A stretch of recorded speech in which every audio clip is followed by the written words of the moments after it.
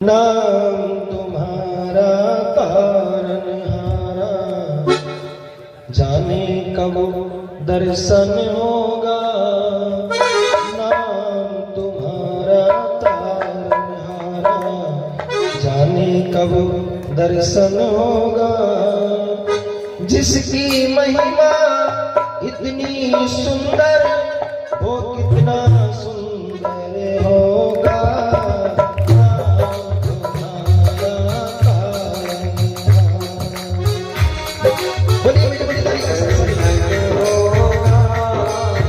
जिसकी महिमा इतनी सुंदर, वो कितना सुंदर होगा।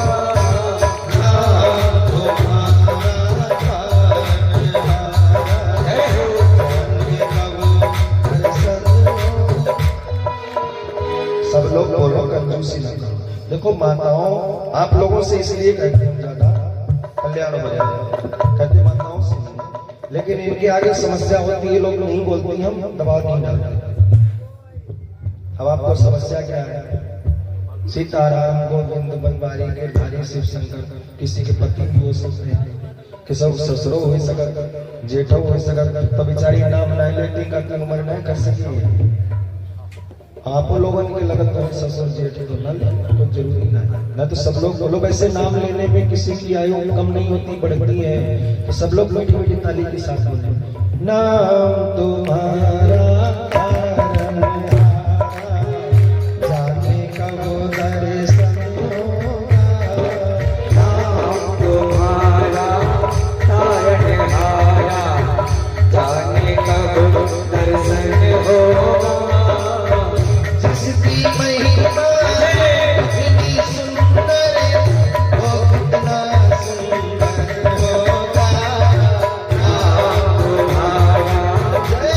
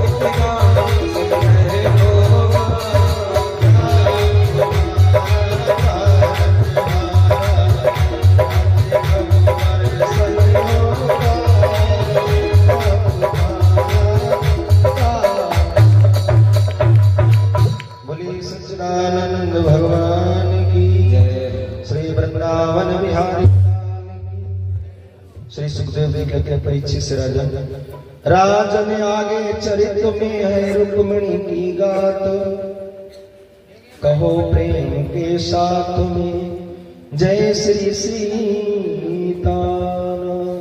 बोली राघवेंद्र सरकार की जय।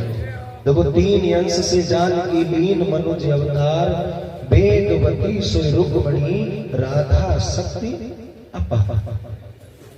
मां जानकी ने 3 अंशों से जन्म लिया, वेदवती, राधा, रुक्मिणी। लेकिन राधा की कथा सबने सुनी, रुक्मिणी की सुनी, वेदवती की सुनी।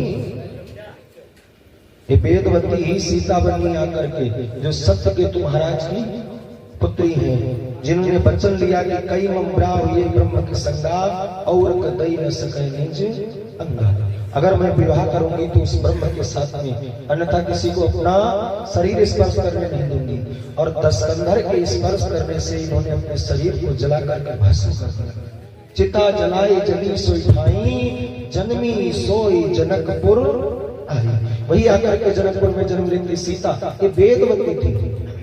श्री सुखदेव जी कहते हैं परीक्षित से राजन, एक विदर्भ देश था, विदर्भ देश में कुंडनपुर नाम की राजधानी थी, जहां के राजा थे महाराज भीष्मक। भीष्मक के पुत्र थे रुक्मी। रुक्मी 5 भाई थे और इनकी बहन थी जिसका नाम था रुक्मिणी।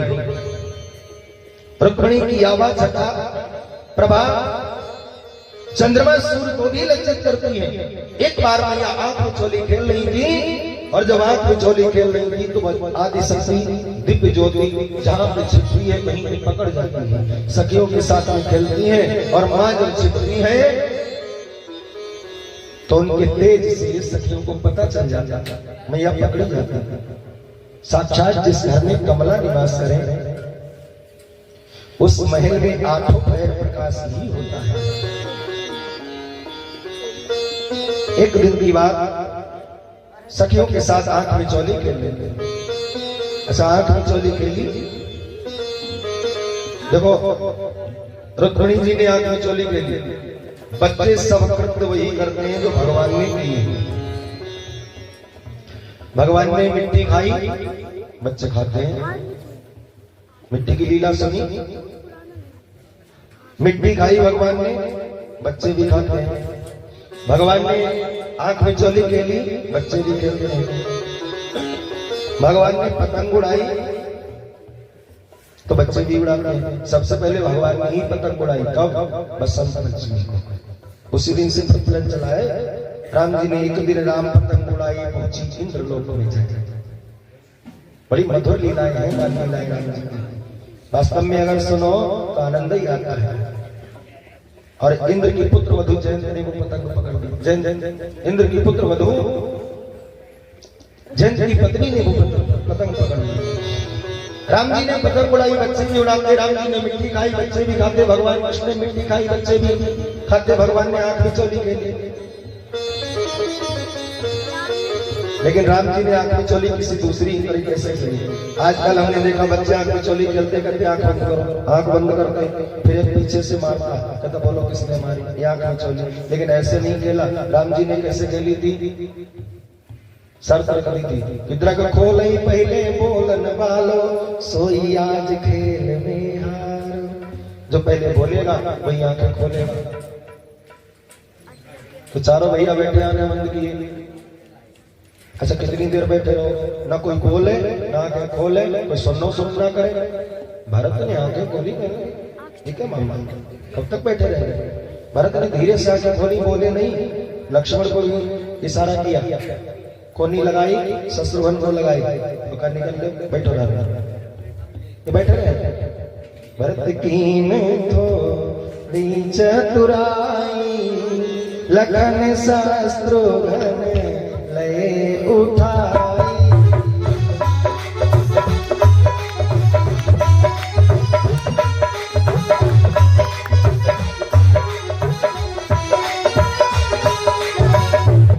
सब खेले खेले, सब खेले, कर लना बैठे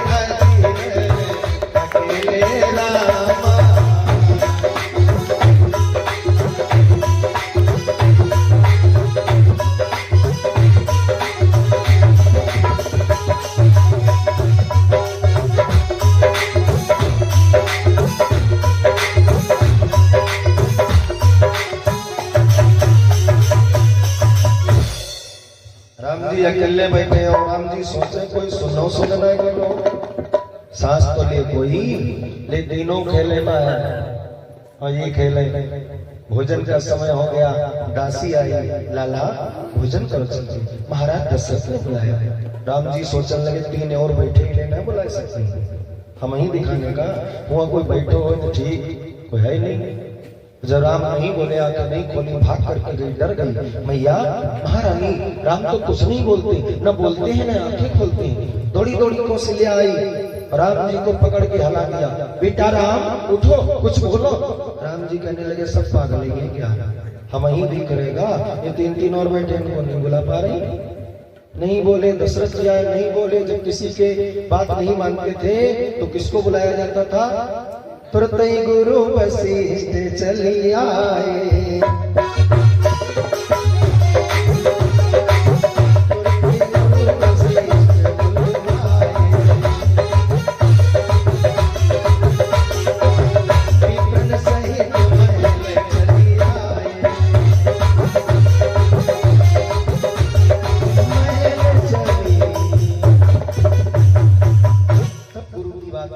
गुरु जी आए, कहने लगे बेटा चौथे पद में तुम्हारे पिता को चार चार पुत्र प्राप्त हुए, क्यों अपने बूढ़े माता पिता को परेशान करते हो, बोलो कोई बात। राम जी सोचने लगे तुम तो प्रकाशदर्शी हो, तुमको भी नहीं मालूम है, तीन और बैठे इनको बुलाओ। नहीं, गुरुदेव ने कान किया मुंह के पास। राम जी बोले बात कोई नहीं, फिर हम खेल खेल रहे, कौन सा? कहने लगे आंख मिच्चा, आंख मिच्चा। वशिष्ठ सोचने लगे ये कौन सा? तब तक आ गई वो वीरांगना, वो छत्राणी, अष्टपति की कन्या महारानी के कई हाथ में चाबुक ले गए और कहने लगी बताओ जब चारों बच्चे खेल खेल रहे थे तो किसका पहरा था? क्योंकि बड़े लोग जो होते हैं, राजा लोग जो होते हैं, उनके बच्चे जब खेलते भी हैं तो पहरा रहता है किसी न किसी का। अब कमला कहे बिमला का, बिमला कहे कमला का, कई कहने लगी सच बताओ किसका पहरा था? कमला कहने लगी महारानी पहरा तो मेरा था। क्या बात हुई? चारों भाइयों ने कहा हम अपनी बच्चा खेलेंगे, आप चलो, लेकिन तुम्हारे बेटे ने भरत ने राम के साथ धोखा किया। भरत ने हाँ पकड़वा लिया, कई ने सोने के खंभे से बांध दिया, लेकर के चाबुक को पीटने लगी। दुष्ट कुल में कलंक लगाता है, भैया के साथ गद्दारी करता है, आज तुझे जीवित नहीं छोड़ूंगी। पीटने लगी के कई, रोने लगे भरत। राम राम हा राम पुकारा, जात भ्रात अब प्राण हमारा। खुलो ना के भैया, मैया को बताओ मैंने कोई गलती नहीं की। जब चिल्लाए भरत, आवाज सुन ली कानों से भरत की, तो राम जी बोले अब हम जीते हैं, अब हम बोलेंगे। करुणा भरे भरत जब बोले, चौकी राम दोनों मृग खोले। और खड़े हो गए, भैया जीते, हम नहीं जीते, भैया जीते। लेकिन जीता कौन? राम जी। धिक्कार है ऐसे छोटे भाई को, जिसके सामने बड़ा भाई हार जाए। राम जी सोचते हैं भैयन बीच हारी हुई जाई, नाहक देह बड़े की पाई। छोटे भाइयों के साथ मेरी हार हो जाए, धिक्कार है इसी जिंदगी को। तो ये आंख मिचौली है, श्री सुखदेव जी कहते आंख मिचौली खेलने लगी, लेकिन जहां भी चिट्ठी है वही पकड़ जाएगा।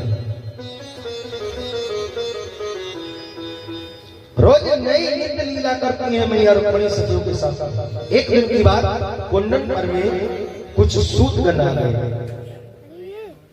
मांगने वाले, और भगवान कन्हैया की चर्चा करने लगे। कानों से सुनती है मैया रुक्मिणी, बड़ी प्रसन्न होती है, मन ही मन कन्हैया को अपने पति के रूप में ठान लिया। देह नाते से पति रूप हो गए। लेकिन एक दिन की बात, किस्मत कहने लगा अपने पांचों पुत्रों को बिठा करके, बेटा मेरा मन हो रहा है कि हमारी कन्या विवाह की योग्य हो गई, इसका विवाह कर देना चाहिए। पिताश्री आपने कोई वर देखा? किस्मत कहने लगे हमें तो सबसे सुंदर नंद का छोरा, यशोदा का लाला, वो द्वारिकाधीश लगता है, उसी के साथ में विवाह करेंगे। रुक्मी खड़ा हो गया, कहने लगा ठहरो पिताश्री, उस छलिया के साथ में, उस रणछोड़ के साथ में हम अपनी बहन का विवाह नहीं करने वाले। रुक्मी दुष्ट प्रकृति का था, भीष्म चुप हो गए, क्योंकि पुत्र अगर दुष्ट प्रकृति का हो तो भला इसी में है कि पिता को शांत हो जाना चाहिए। तो ठीक है बेटा, तुम्हारी जैसा मन हो वैसा करो। रुक्मी तुरंत उठा वहां से और जाकर के, रुक्मी जाकर के तुरंत अपने मित्र शिशुपाल के साथ में अपनी बहन रुक्मिणी का विवाह पक्का करके चलाए। पिताश्री परसों बारात आएगी, आप तो बारात की तैयारी करो। विवाह पक्का हो गया। हाँ, किसके साथ में?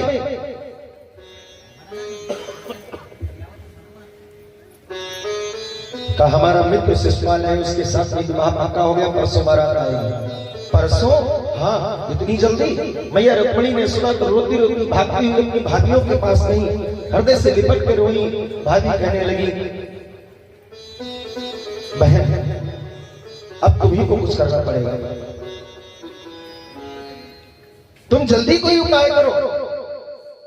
तो ये मैया ने चिट्ठी लिखी है 7 श्लोकों में, और लिख करके एक ब्राह्मण को बुलाया, चिट्ठी दे दी, महाराज जल्दी से जाओ, मेरे प्राण धन, मेरी प्राण ज्योति, मेरे सर्वस्व, मेरे तन, मेरे मन, मेरे धन जो मेरे स्वामी हैं उनको पत्र दे के आओ।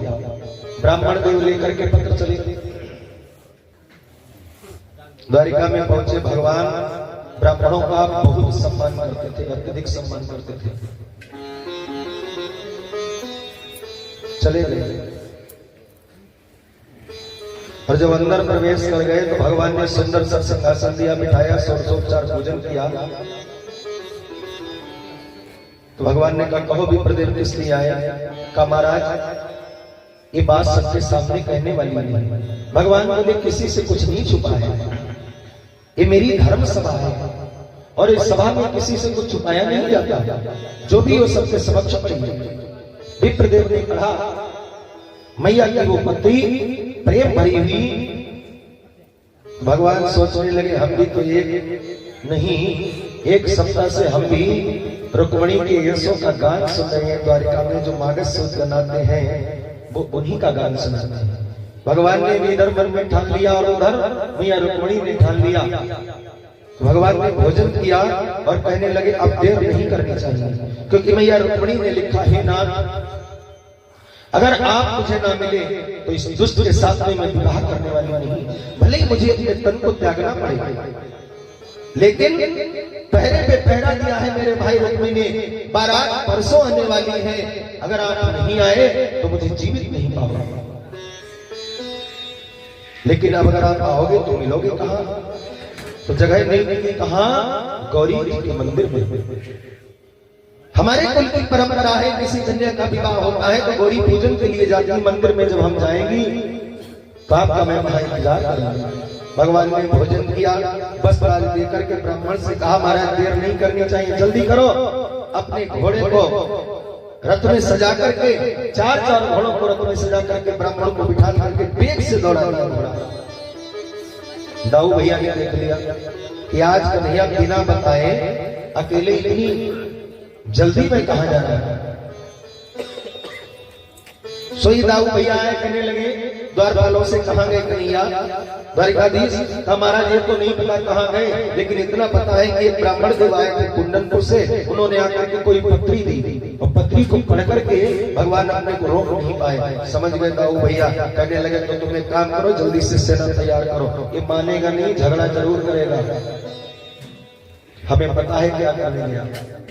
अच्छा बारात हो तो बारात में जरूरी है 2-4 लोगों का, और बुजुर्गों का तो बहुत ही जरूरी है, क्योंकि जिस बारात में बुजुर्ग नहीं उसमें तो लफड़ा होना ही होना है, और बुजुर्ग जहां होते हैं वहां अगर कोई बात भी हो जाए तो शांत हो जाती है।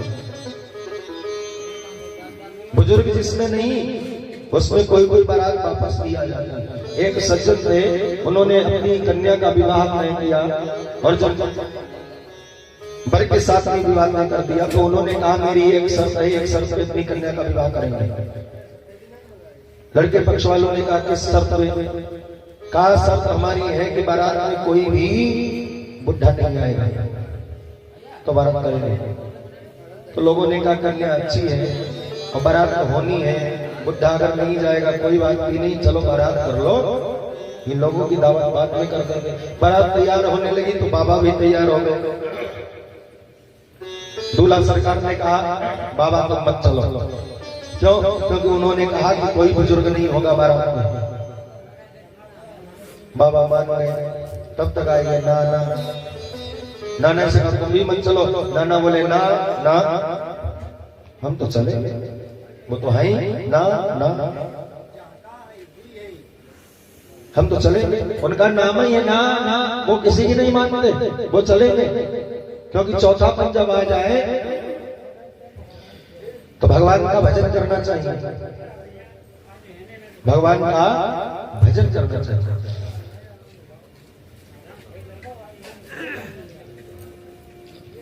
देखो आयु हम लोगों को 40 वर्ष की मिली, मनुष्य को 40 वर्ष की, कुत्ते को 40 वर्ष की, बैल को 40 वर्ष की, उल्लू को 40 वर्ष की, इन सबकी बराबर की है 40-40 वर्ष की। मनुष्य रोया, कहने लगा महाराज तुमने हमें 40 वर्ष की जिंदगी दी, इसमें हम क्या कर सकते हैं, ये तो कम है। बैल आया, कहने लगा महाराज 40 वर्ष मेरे लिए ज्यादा होते हैं, क्योंकि हम कब तक बोझा ढोएंगे। तो भगवान ने कहा एक काम करो कि आप 20 वर्ष मनुष्य को आयु दे दो। अब कितनी हो गई? 60। तब तक कुत्ता आया, कहने लगा महाराज मेरे लिए भी 40 ज्यादा है, हमारी भी कम करो। भगवान ने कहा 20 से भी बढ़ा दो मुझसे। कितनी हो गई? 80। उल्लू ने कहा महाराज हम कब तक रात में विचरण करेंगे और किसके यहाँ बैठ करके किसको हम कोसेंगे या किसको देखेंगे, लोग हमें गालियां देंगे, हमारी भी कम करो। तो 20 उसकी कम कर दिए। मनुष्य की कितनी हो गई? 100। और इन सबसे 20। लेकिन 40 तक ही मनुष्य जीवन जी पाता है। 40 के बाद में जब आगे बढ़ता है तो उसकी अवस्था क्या होता है? बाबा बन जाता है। तो गधों के समान, जैसे बैल के समान बोझा ढोने लगता है। कहीं जब पोता लाने, कहीं उसे लाने, कहीं उसे लाने, कहीं जो बोझा ये लाने में, कहीं वो लाने में। और 60 के बाद में कुत्ते जैसी हालत हो जाती है कि घर में बस पड़े रहो, रखवाली करते रहो, यही काम होता है कुत्ते का। और 80 के बाद में कर कुछ नहीं सकते, बस टुकुर टुकुर देख सकते हो, जो मिल जाए वो ठीक है, नहीं तो कोई बात नहीं। बोलो गोविंद भगवान की जिंदगी। 40 के ऊपर जब हो तो भजन करना चाहिए। और ये संकेत देते हैं पोता, क्योंकि जब पोता हो जाते हैं तो पोता कहते हैं बाबा जब तुम्हारी 40 की हो गई बन जाओ बाबा, बाबा बनो। लेकिन बिटिया को अल्लाह हो जाता तो कहते ना ना, वो मना कर दे ना ना। पुत्र का पुत्र कहता बनो बाबा, अब बिटिया को अल्लाह का ना ना नहीं। तो नाना आगे कहने लगे हम जरूर चलेंगे, जिद कर दी। तो बारातियों ने कहा, जो बच्चे जा रहे थे कहने लगे कोई बात नहीं, इतनी जिद करते हैं तो इनको भी कहीं छिपा लो। तो जो वाहन जा रहा था उसके अंदर जो बिछौने आगे बिछे थे उसके अंदर एक झोपड़ी छोटी सी बना करके उसमें नाना को बिठा दिया। का बिल्कुल बोलना मत। बारात पहुंच गई, जनवासे में पहुंची। जाकर के जब पता चला बारात आ गई, कन्या के पिता ने कहा जाओ देख करके आओ बारात में कोई बुढ़ा तो नहीं आया। सिपाही आया, उसने पूरी बारात की छानबीन कर दी, देखा कोई बुढ़ा नहीं आया। तब वो कहने लगा जाओ अगर कोई बुढ़ा नहीं है तो बहुत अच्छी बात है, और जाकर के उन्हें कह दो कि मेरी एक शर्त है। क्या? का विवाह तो हम तुम्हारे साथ ही करेंगे, लेकिन मेरे गांव के पास में जो नदी बह रही है इसमें पानी की जगह तुम दूध बहा दो तो विवाह तुम्हारे से करेंगे। समस्या बड़ी कठिन है। अब पानी की जगह दूध नदी में कौन बहा दे? तो लोग कहने लगे भैया आप भाग चलो यहाँ से, बारात हो गई, पानी की जगह दूध कौन बहा सकता है? बारात लौटने लगी तो एक कहने लगा कि नाना को क्यों मार रहे हो, इनको अब तो बाहर निकाल लो, तो बारात होनी नहीं है, बाहर तो निकालो। तो नाना बाहर निकाले गए। नाने ने कहा भैया कुछ खाने पीने को, कह रहे तुम्हें खाने की पड़ी जा, बारात नहीं हुई, सब घर बाहर रहे, चलो। नाने को बारात क्यों लौट रही? कहा कन्या के पिता ने शर्त रखी है कि बारात हम करेंगे अपनी कन्या की, लेकिन नदी में पानी की जगह दूध बहा दो। नाना कहने लगे छोटी मोटी बातों पे कहीं बारात वापस आती है। लड़के कहने लगे नाना तुम्हें छोटी मोटी बात लग रही है, इतना बड़ा भारी काम है। नाना कहने लगे बारात करो, तुम भी खबर भेज दो कि दूध हमारे पास पर्याप्त है, पानी की जगह दूध बहा देंगे, लेकिन मेरी भी एक शर्त है। क्या? कि पानी तुम खाली करा दो तो दूध हम बहा देंगे। जैसे ही शर्त बाहर रखी, कन्या के पिता ने सुना कि उनका कहना है कि दूध मेरे पास पर्याप्त है, शर्त मेरी है कि पानी तुम निकालो तो दूध हम बहा देंगे। कन्या के पिता ने कहा ठीक से देखो, बारात में जरूर कोई बुढ़ा है, क्योंकि ये तजुर्बा बुजुर्गों का ही होता है। इसलिए दोस्ती सबसे करो, बुजुर्गों से, बच्चों से और अपने साथियों से। बच्चों से दोस्ती करोगे तो बचपन याद आएगा, साथियों से करोगे तो मदद मिलेगी, और बुजुर्गों से करोगे तो 80 साल का तजुर्बा फ्री मिलेगा। बोलो गोविंद भगवान की। हम उस रास्ते से नहीं गुजरे जिस रास्ते से हमारे बुजुर्ग गुजर चुके हैं, हमें वो कभी ऐसी रास्ता नहीं बताएंगे जिससे हमें कटी रहे। दाऊ भैया कहते हैं जल्दी से चलो सेना लेकर के। पूरी नारायणी सेना सजाई, दाऊ भैया ने ये भी भागे और भगवान पहुंच गए कुंडनपुर। कुंडनपुर पहुंचे तो ब्राह्मण देव इधर नीचे जैसे रथ से उतरे, उधर शिषपाल भी बारात लेकर के आ गया। बारात ठहरा दी गई जनवासी में। मैया रुक्मिणी बड़ी परेशान है कि बारात तो आ गई लेकिन संदेश नहीं आया, करें तो हम क्या करें। आंखों में शुरू है, तब तक ब्राह्मण जो दिखाई पड़ गए। और ब्राह्मण को देव को देख करके मैया समझ गई, क्योंकि ब्राह्मण देव मंद मंद चाल से आ रहे हैं, मुस्कुराते हुए, बड़े निहाल होते हुए आ रहे हैं। मैया समझ गई काम बन गया, क्योंकि सामने वाले व्यक्ति को अगर कोई कार्य से भेजो तो उसकी चाल से, उसके हाल से पता लग जाता है काम बना या बिगड़ा। ब्राह्मण देव को देख करके समझ गई कि काम बन गया।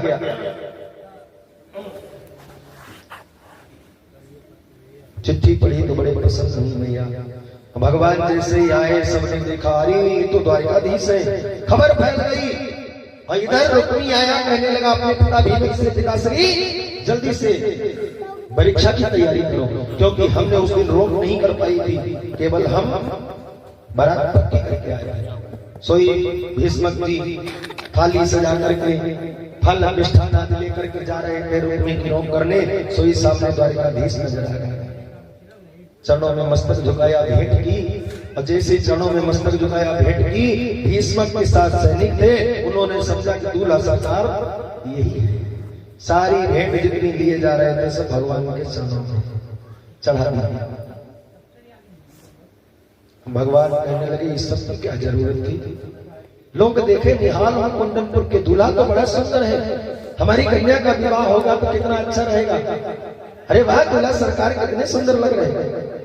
रथ में बिठाया, अहो भाग्य हमारे जो द्वारिकाधीश पधारे, चलो हमारे महल में, क्योंकि कन्या का विवाह महाराज विवाह संपन्न करवा के जाइए। भगवान कहने लगे हम इधर से निकल रहे थे तो इसलिए हमने सोचा लाओ मिलते हुए चले। अब दूल्हा सरकार तो बैठे, भगवान कन्या रथ पे बैठे, रथ जा रहा, तो जो देखे वो कहे दूल्हा तो बहुत सुंदर, दूल्हा तो बहुत सुंदर, अरे वाह कितना सुंदर दूल्हा। भीष्मक में कहा जाओ सैनिक से ये सबको चुप कराओ, लोग भी सुन लेगा तो बवाल बच जाएगा। ये दूल्हा सरकार नहीं है, बताओ सबको, बताया ये दूल्हा सरकार नहीं है। तो सब दुखी होने लगे।